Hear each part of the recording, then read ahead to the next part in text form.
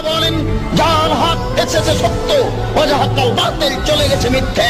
ইন্নাল বাতিলা, নিশ্চয় মিথ্যে, কানা যাহুকা, চিরদিন মিথ্যে। It's a great pleasure and honor for me to give a speech in the heart of Africa. I've been several times before to South Africa, but never have I given any public lecture in the heart of Africa. And alhamdulillah, my dream has come true. Today, I'm giving a public lecture in Nigeria. Islam in a totally negative manner. Today, the biggest enemy of Islam is the media. The media picks up verses of the Quran and quotes out of context to distort the image of Islam.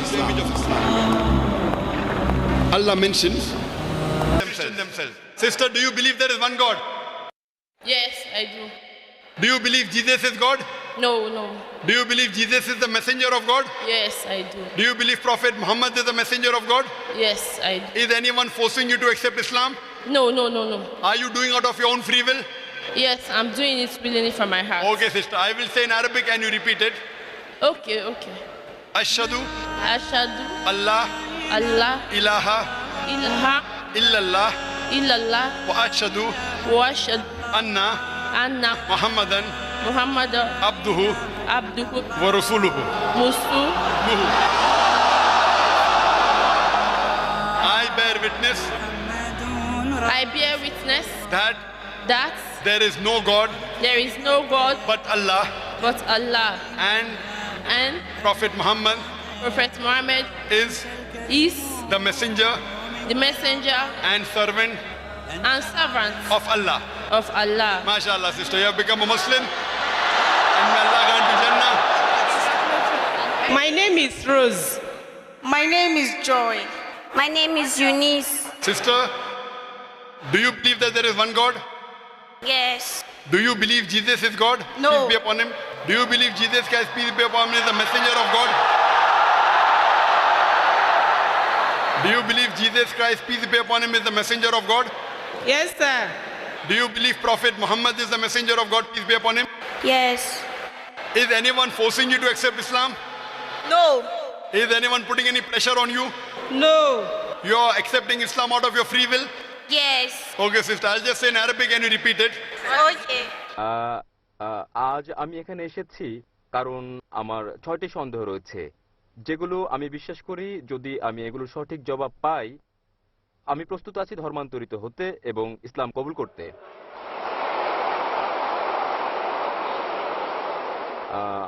আমার প্রথম প্রশ্ন দিয়ে শুরু করি, তা হচ্ছে আমি কিভাবে জানবো ইসলাম হচ্ছে সঠিক পথ ইবাদতের, এবং আমি আমি এই প্রশ্নের পর আমি দ্বিতীয় প্রশ্ন করব, যা হচ্ছে এরকম, আমি কিভাবে জানবো যে বাণী প্রচার করছি তা ঈশ্বরের কাছে যাচ্ছে। ওকে, আমার তৃতীয় প্রশ্ন হচ্ছে, যখন থেকে আমি ডাক্তার জাকির নায়েকের কথা শুনছি, আপনি আগেই বলেছেন এবং আপনি প্রচার করেছেন কোনো পথ নেই জান্নাতে যাওয়ার মুসাকে দেয়া নির্দেশনা কঠোরভাবে মেনে চলা ছাড়া। বর্তমান বিশ্বে মিডিয়ার সঙ্গে চ্যালেঞ্জ রয়েছে, আমাদের জীবনে যা আসে তা সবটাই আপনি জানেন। বর্তমান দিনে কিভাবে আমরা এই নিয়ম মেনে চলি এবং ঈশ্বর কি আপনাকে ক্ষমা করবেন যদি আপনি বারংবার ভুল করেন ও ক্ষমা চান? ভাই দুভাগে প্রশ্ন করতে চান, তিনটি 6টি প্রশ্ন করতে চান। প্রথম 3টি প্রশ্ন ভাই করে ফেলেছেন, কেমন করে আমি জানবো যে ইসলামে ইবাদত করা সঠিক? এটা বোঝা যেতে পারে ইসলামে কিভাবে আমরা ইবাদত করি সেটা কি ঠিক, অথবা এটা বোঝাতে পারেন যে ইসলাম কি সঠিক ধর্ম। আপনি কি বোঝাতে চান? আপনি জানতে চান কোনটা ইসলামে ইবাদতের ধারণা সম্পর্কে, সেটা কি ঠিক নাকি? ইসলাম কি ইবাদতের জন্য সঠিক ধর্ম? ভাই প্রথমে যে প্রশ্ন করেছেন তিনি জানতে চান কিভাবে তিনি জানবেন যে ইসলাম সঠিক ধর্ম আমাদের অনুসরণের জন্য, এবং দ্বিতীয় অংশ একই রকম, আমরা কিভাবে জানবো যে ইসলাম একমাত্র সত্যি। Yes sir. এবং তৃতীয়টি হচ্ছে, তিনি বলেছেন, আমার একটা লেকচারে বলা হয়েছে, যীশু খ্রিস্ট তারপর শান্তি বর্ষিত হোক বলেছেন, যদি আপনি জান্নাতে যেতে চান আপনাকে সব নির্দেশনা মানতে হবে এবং তাওরাতে উল্লেখিত সকল নিয়মের অনুসরণ করতে হবে। কিভাবে এই যুগে আমরা তাওরাতের সব নিয়ম মেনে চলি। আমি চেষ্টা করব প্রথম দুটো প্রশ্নের জবাব একসঙ্গে দিতে। কি করে আপনি জানবেন যে ইসলাম সঠিক ধর্ম ইবাদতের জন্য, এবং কি করে আপনি জানবেন যে ইসলাম একমাত্র সত্যি? ইসলাম এসেছে আরবি শব্দ সালাম থেকে, যার মানে শান্তি। এটা আরও এসেছে আরবি শব্দ সিলম থেকে, যার মানে আল্লাহর কাছে নিজের ইচ্ছাকে সমর্পণ করা। ইসলাম মানে সর্বশক্তিমান ঈশ্বরের কাছে নিজের ইচ্ছাকে সমর্পণ করে শান্তি অর্জন করা। এবং কোন গ্রন্থের দাবি যে সেটা ঈশ্বরের বাণী, যে কোনো ধর্মকে প্রমাণ দিতে যে এটা সর্বশক্তিমান ঈশ্বরের কাছ থেকে এসেছে, এই ওহী, এই গ্রন্থ, এই ধর্মকে সময়ের পরীক্ষায় উত্তীর্ণ হতে হবে। অতীতে সেটা ছিল অলৌকিকতার যুগ, এবং মহিমান্বিতকরণ হচ্ছে অলৌকিকের অলৌকিক।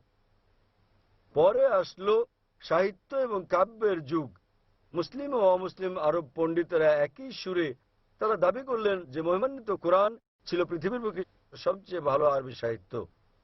তবে বর্তমানে যদি কোনো ধর্মগ্রন্থ কাব্যিক ঢঙে বলে যে পৃথিবী সমতল, আধুনিক দুনিয়াকে তা গ্রহণ করবে? খুবই স্বাভাবিক না, কারণ বর্তমান হচ্ছে বিজ্ঞান ও প্রযুক্তির যুগ। তাহলে যদি আপনি এই পরীক্ষাটা করেন বিজ্ঞান ও প্রযুক্তির, বর্তমান সময়ে ধর্মগ্রন্থসমূহের যেগুলো আমাদের কাছে আছে, বিশ্বের বিভিন্ন ধর্মের সকল ধর্মগ্রন্থ পরীক্ষায় ফেল করেছে কোরআন ছাড়া। আর আমি একটা লেকচার দিয়েছি কোরআন ও আধুনিক বিজ্ঞান সাংঘর্ষিক নাকি সামঞ্জস্যপূর্ণ বিষয়ের উপর। আমার সময় এখানে হবে না প্রশ্নোত্তর পর্বে সম্পূর্ণ লেকচার দেওয়ার। তবে আমি উল্লেখ করতে চাই, অ্যালবার্ট আইনস্টাইন বলেছেন, প্রখ্যাত বিজ্ঞানী ও নোবেল পুরস্কার বিজয়ী, যে ধর্ম ছাড়া বিজ্ঞান পঙ্গু এবং ধর্ম বিজ্ঞান ছাড়া অন্ধ। আমি আপনাদের মনে করিয়ে দিচ্ছি, মহিমান্বিত কোরআন কোনো বিজ্ঞানের গ্রন্থ নয়, SCIENCE, বরং এটা একটা নিদর্শনের গ্রন্থ, SIGNS, এবং এতে ৬,০০০-এর বেশি নিদর্শন রয়েছে। মহিমান্বিত কোরআনে ৬,০০০-এর বেশি আয়াত আছে, যার মধ্যে ১,০০০-এর বেশি আয়াত বিজ্ঞান নিয়ে বলেছে। যদি আপনি তুলনা করেন বৈজ্ঞানিক সত্যগুলো যা আমরা জানতে পেরেছি, আমরা দেখতে পাই যে বিজ্ঞান যা সম্প্রতি আবিষ্কার করেছে, হতে পারে ৫০ বছর আগে, ১০০ বছর আগে, ২০০ বছর আগে, ৪০০ বছর আগে, মহিমান্বিত কোরআন তা উল্লেখ করেছে ১৪০০ বছর আগে। কোরআনে বিশ্ব সৃষ্টি সম্পর্কে বলা হয়েছে সূরা আম্বিয়া অধ্যায় নম্বর ২১ আয়াত নম্বর ৩০-এ, যা বিগ ব্যাং সম্পর্কে বিজ্ঞানীরা জেনেছেন কিছুদিন আগে, তারা ৫০ বছর আগে আবিষ্কার করেছেন, তা কোরআনে উল্লেখ করা হয়েছে ১৪০০ বছর আগে। আমরা জেনেছি যে পৃথিবী বর্তুলাকার, যখন ১৫৭৭ সালে স্যার ফ্রান্সিস ড্রেক জাহাজে করে পৃথিবী ভ্রমণ করেন। পবিত্র কোরআন বলছে সূরা নাজিয়াত অধ্যায় নম্বর ৭৯ আয়াত নম্বর ৩০-এ, আমি পৃথিবীকে ডিম্বাকৃতি বানিয়েছি। উট পাখির ডিমের কথা বলা হয়েছে, এবং আমরা জানি উট পাখির ডিম ডিম্বাকৃতি হয়। আমরা আগে ভাবতাম যে চাঁদের আলো তার নিজস্ব আলো। সম্প্রতি জানতে পেরেছি ১০০ বছর আগে, ২০০ বছর আগে, ৩০০ বছর আগে, যে চাঁদের আলো প্রতিফলিত আলো তার নিজস্ব আলো নয়। এ কথা কোরআনে উল্লেখ করা হয়েছে ১৪০০ বছর আগে সূরা ফুরকান অধ্যায় নম্বর ২৫ আয়াত নম্বর ৬১-তে। তাহলে কে এসব তথ্য কোরআনে উল্লেখ করতে পারেন যা আমরা সম্প্রতি জানতে পেরেছি? আগে যখন আমি পড়তাম স্কুলে, আমি শিখেছিলাম যে সূর্য ঘুরে কিন্তু আবর্তিত হয় না এর নিজ কক্ষে। কোরআনে উল্লেখ আছে সূরা আম্বিয়া অধ্যায় ২১ আয়াত নম্বর ৩৩, সূর্য ঘোরার পাশাপাশি নিজ কক্ষে আবর্তনও করে। আজ বিজ্ঞান জানতে পেরেছে যে সূর্য ঘোরে, এছাড়াও নিজ কক্ষে আবর্তন করে, যা কোরআনে উল্লেখ করা হয়েছে ১৪০০ বছর আগে। এভাবে কোরআনে বলা হয়েছে উদ্ভিদ সম্পর্কে, জীব সম্পর্কে, প্রাণী সম্পর্কে, ভ্রূণবিদ্যা সম্পর্কে, জিন সম্পর্কে। এসব আমরা সম্প্রতি জেনেছি বিজ্ঞানে ৫০ বছর আগে, ১০০ বছর আগে, ৩০০ বছর আগে, ৫০০ বছর আগে। তাই যদি আপনি আজ বিজ্ঞানের এই পরীক্ষা চালান সকল ধর্মগ্রন্থের উপর, কেবল যে ধর্মগ্রন্থটি এতে উত্তীর্ণ হবে সেটি হচ্ছে পবিত্র কোরআন। আজও বিজ্ঞান এতটা অগ্রসর হতে পারেনি যে তারা সবকিছু জেনে ফেলেছে। তাই আমি লোকজনকে বলি, যদি আপনারা কোরআনকে বিশ্লেষণ করেন, আমরা জানতে পারি প্রায় ৮০% যা কোরআনে বিজ্ঞান সম্পর্কে বলা হয়েছে, আজ বিজ্ঞান নিশ্চিত করেছে যে এটা পুরোপুরি সঠিক। হতে পারে ২০%-এর মতো অস্পষ্ট, না সঠিক না ভুল। তাই আমার যুক্তি বলছে, যখন ৮০% পুরোপুরি সঠিক, বাকি ২০%ও ইনশাল্লাহ সঠিক হবে। তাই এটা একটা যৌক্তিক বিশ্বাস। কোরআনে এরকম একটি আয়াত নেই যেটা বৈজ্ঞানিক গবেষণায় ভুল প্রমাণিত হয়েছে। কোনো হাইপোথিসিস থাকতে পারে যা কোরআনের সঙ্গে সঙ্গতিপূর্ণ নয়, কিন্তু কোরআনে এরকম একটি আয়াত নেই যা কোনো বৈজ্ঞানিক গবেষণায় ভুল প্রমাণিত হয়েছে। তাই এর উপর ভিত্তি করে যদি আপনি এই পরীক্ষা চালান যে কোনো ধর্মগ্রন্থে, কেবল যে ধর্মগ্রন্থটি এই পরীক্ষায় উত্তীর্ণ হয় তা হচ্ছে ইসলাম ও কোরআন। আমি প্রস্তুতি পর্ব শুরু করেছিলাম কোরআনের একটি আয়াত পাঠ করে সূরা ইসরা থেকে অধ্যায় নম্বর 17 আয়াত 81, যাতে বলা হয়েছে, ওয়াকুল জাল হক ওয়া যাকাল বাতিল ইন্নাল বাতিল কানা যাউকা। বলো সত্য এসে গেছে এবং মিথ্যা বিলুপ্ত হয়ে গেছে। আসলে মিথ্যা তার প্রকৃতিগত কারণে বিলুপ্ত হবে। তাহলে আপনি পরীক্ষা চালালে কেবল যে ধর্মটি পরীক্ষায় উত্তীর্ণ হয়, একমাত্র সত্য ধর্ম যা বিকৃত নয়, সেজন্য উইলিয়াম মোর বলেন কেবল যে ধর্মগ্রন্থ, তিনি বলেছিলেন 200 বছর আগে ইসলামের সমালোচক হিসেবে, কেবল যে ধর্মগ্রন্থটি যেটি বিকৃত করা হয়নি এবং যেটি বিশুদ্ধতা রক্ষা করেছে 1400 বছর ধরে, সেটি হচ্ছে পবিত্র কোরআন। তাই এইসব তথ্যের উপর ভিত্তি করে কেবল যে ধর্মের কথা আমরা ভাবতে পারি, আমরা বুঝতে পারি এবং বিশ্বাস করতে পারি যা সত্য এবং সঠিক, সেটা কোরআন। আপনার তৃতীয় প্রশ্ন নিয়ে বলি যে আমি আমার লেকচারে বলেছি যীশু খ্রিস্ট তারপর শান্তি প্রতিষ্ঠাতা বলেছেন যে আপনাদের ওল্ড টেস্টামেন্টের হিতোপদেশ অনুসরণ করতে হবে। আমি বাইবেলের উদ্ধৃতি দিয়েছি গসপেল অফ ম্যাথিউ অধ্যায় নম্বর 5 অনুচ্ছেদ নম্বর 17 থেকে 20, যেখানে যীশু খ্রিস্ট তারপর শান্তি প্রতিষ্ঠাতা বলেছেন যে যতক্ষণ পর্যন্ত তোমার ন্যায়পরায়ণতা ধর্মগুরু ও ফরিসীদের ন্যায়পরায়ণতাকে অতিক্রম না করে, কোনোভাবে কোনো উপায়েই তুমি স্বর্গরাজ্যে যেতে পারবে না। তাই আপনাকে ভালো খ্রিস্টান হতে হলে যীশু খ্রিস্টের তার উপর শান্তি প্রতিষ্ঠিত হোক সময়, যদি আপনি স্বর্গে যেতে চান, আপনাকে ওল্ড টেস্টামেন্টের সব হিতোপদেশগুলো মেনে চলতে হবে। আপনি পারবেন না বিন্দু বিসর্গ হেরফের করতে। যদি তা করেন তাহলে আপনাকে স্বর্গের রাজ্যে ডাকা হবে না।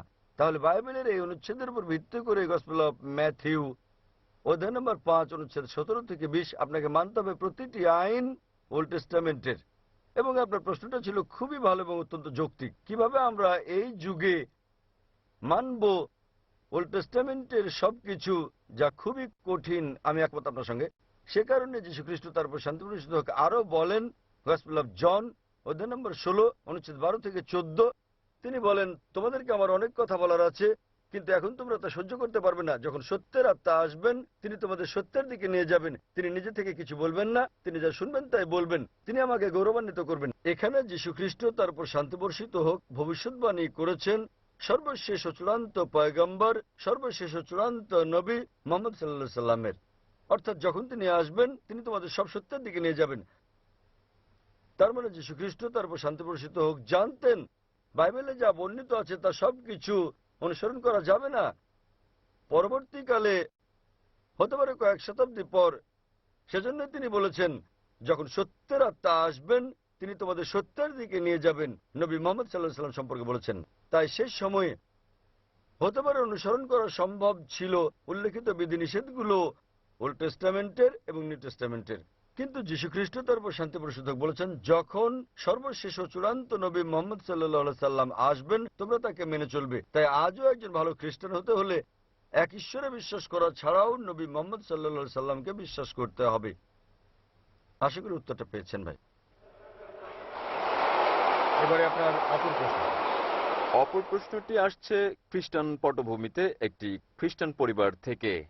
কিভাবে আমি আমার পরিবারের সঙ্গে মিশব যদি আমি ইসলামে দীক্ষিত হই, এবং দুটি ভিন্ন বিশ্বাস নিয়ে একই কম্পাউন্ডে কিভাবে থাকব? ভাই আপনি প্রশ্ন করলেন যে যদি আমি ইসলাম কবুল করি তাহলে কিভাবে আমার পরিবারের সঙ্গে মিশব দুটো ভিন্ন বিশ্বাস নিয়ে। ভাই আপনি জানেন কিছুটা ওল্ড টেস্টামেন্টের মতো, কিছুটা নিউ টেস্টামেন্টের মতো, তথাপিও আপনি একজন খ্রিস্টান, আপনি ওল্ড টেস্টামেন্টের নিয়ম পালন করতে পারেন নিউ টেস্টামেন্ট আসার পরেও। ওল্ড টেস্টামেন্ট ও নিউ টেস্টামেন্টের মতো কিছু থাকলে লাস্ট টেস্টামেন্টও আছে। মহিমান্বিত কোরআন সর্বশক্তিমান ঈশ্বরের লাস্ট টেস্টামেন্ট, এবং এই মহিমান্বিত কোরআনে একজন নবীও বাদ যাননি যাদের নাম বাইবেলে উল্লেখ আছে। ইসলামে আমাদের সকল নবীকে বিশ্বাস করতে হয় যারা আগে এসেছেন, এবং তাদের সংখ্যা 25 জনের কম হবে না যাদের নাম কোরআনে উল্লেখ আছে, এবং তাদের সকলের নবী মুহাম্মদ সাল্লাল্লাহু আলাইহি ওয়াসাল্লাম ব্যতীত এবং তাদের দুজন ব্যতীত তাদের কথা বাইবেলে উল্লেখ আছে। তাই আমাদের সম্মান দেখাতে হবে সর্বশক্তিমান ঈশ্বরের সকল নবীকে। এবং আমাদের প্রিয় নবী মুহাম্মদ সাল্লাল্লাহু আলাইহি ওয়াসাল্লাম বলেছেন, সর্বশক্তিমান আল্লাহ পৃথিবীতে 1,24,000 পয়গম্বর পাঠিয়েছেন। তাই যদি আপনি মুসলিম হন, আপনার কোনো নবীকে অসম্মান করতে হবে না যাদের নাম বাইবেলে উল্লেখ করা হয়েছে। প্রকৃতপক্ষে তাদেরকে আপনার বলতে হবে, যীশু খ্রিস্ট তার উপর শান্তি বর্ষিত হোক, যা বলেছেন আমি তা পুরোপুরি মেনে চলছি। অন্য খ্রিস্টানরা কি করে তারা অনুসরণ করছে, হতে পারে 80%, হতে পারে 90, হতে পারে 50%। তাদেরকে আপনার বলা উচিত, গসপেল অফ জনের 16 নম্বর অধ্যায়ের 12 থেকে 14 অনুচ্ছেদে যা বলা হয়েছে, তোমাদেরকে আমার অনেক কিছু বলার আছে, কিন্তু এখন তোমরা তা সহ্য করতে পারবে না। যখন সত্যের আত্মা আসবেন তিনি তোমাদের সব সত্যের দিকে নিয়ে যাবেন। তাহলে আমি যীশু খ্রিস্টকে তার উপর শান্তি বর্ষিত হোক অনুসরণ করছি তথাকথিত অন্যান্য খ্রিস্টানদের চেয়ে। তাই যদি আপনি মুসলিম হন, আপনি খ্রিস্টানদের চেয়েও ভালো খ্রিস্টান হয়ে যাবেন। আশা করি প্রশ্নের উত্তর পেয়েছেন। হ্যাঁ। আপনার পঞ্চম প্রশ্নটি কি? আমার সব প্রশ্ন শেষ হয়ে গেছে। আপনার সব প্রশ্নের উত্তর আপনি পেয়ে গেছেন? হ্যাঁ, পেয়েছি। তাহলে ধন্যবাদ। ইসলাম সম্পর্কে আপনার মনোভাব ইতিবাচক? ইসলাম ধর্মের ব্যাপারে আমার মনোভাব ইতিবাচক এবং আমি ইসলাম গ্রহণে প্রস্তুত। আপনি কি বিশ্বাস করেন ঈশ্বর একজন? দুঃখিত, বুঝতে আপনি পারিনি। কি বিশ্বাস করেন ঈশ্বর একজন? আমি বিশ্বাস করি ঈশ্বর একজন। আপনি কি বিশ্বাস করেন যীশু খ্রিস্ট তার উপর শান্তি বর্ষিত হোক ঈশ্বর? আমি বিশ্বাস করি যীশু খ্রিস্ট পয়গম্বর ছিলেন। মাশাআল্লাহ। আপনি কি বিশ্বাস করেন নবী মুহাম্মদ সাল্লাল্লাহু আলাইহি ওয়াসাল্লাম সর্বশেষ ও চূড়ান্ত পয়গম্বর? আমি বিশ্বাস করি মহানবী মুহাম্মদ শেষ এবং চূড়ান্ত পয়গম্বর ছিলেন। মাশাআল্লাহ। ভাই, কেউ কি আপনাকে ইসলাম গ্রহণ করতে বাধ্য করছে? আমি গ্রহণ করতে প্রস্তুত। কেউ কি আপনাকে ইসলাম গ্রহণে বাধ্য করেছে? না, আমাকে কেউ বাধ্য করছে না, এটা আমার সিদ্ধান্ত। আমি নিজেই সিদ্ধান্ত তার নিচ্ছি। মানে আপনি নিজের ইচ্ছায় ইসলাম ধর্ম গ্রহণ করছেন? একেবারে আমার অন্তর থেকে। কারণ কাউকে জোর করে ইসলামে দীক্ষিত করা আমাদের ধর্মে নিষিদ্ধ। এমনকি বিশ্বের বেশিরভাগ দেশের আইনও এটা নিষিদ্ধ। তাহলে আপনি স্বেচ্ছায় কবুল করছেন ইসলাম ইনশাল্লাহ? আমি সম্পূর্ণ স্বেচ্ছায় ইসলাম গ্রহণ করছি। আমি আরবিতে বলবো এবং ইনশাল্লাহ শুনে শুনে আপনি বলবেন। আশহাদু আশহাদু আল্লাহ আল্লাহ ইলাহা ইলাহা ইল্লাল্লাহ ইল্লাল্লাহ ওয়া আশহাদু ওয়াশহাদু আন্না মুহাম্মাদান মুহাম্মাদান আবদুহু আবদুহু ওয়া রাসূলুহু। ওয়া রাসূলুহু। আমি সাক্ষ্য দিচ্ছি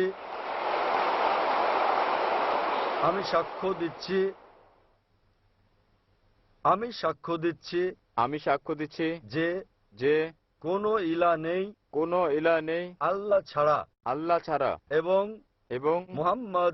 মুহাম্মদ হচ্ছেন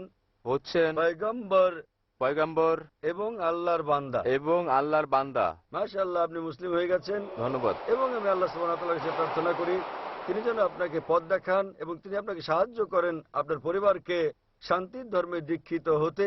এবং আমি আল্লাহ সুবহানাহু ওয়া তাআলার কাছে প্রার্থনা করি তিনি যেন আপনাকে উত্তম পুরস্কার দেন এই দুনিয়ায় এবং একই রকম পরকালে। আলহামদুলিল্লাহ, আমিন।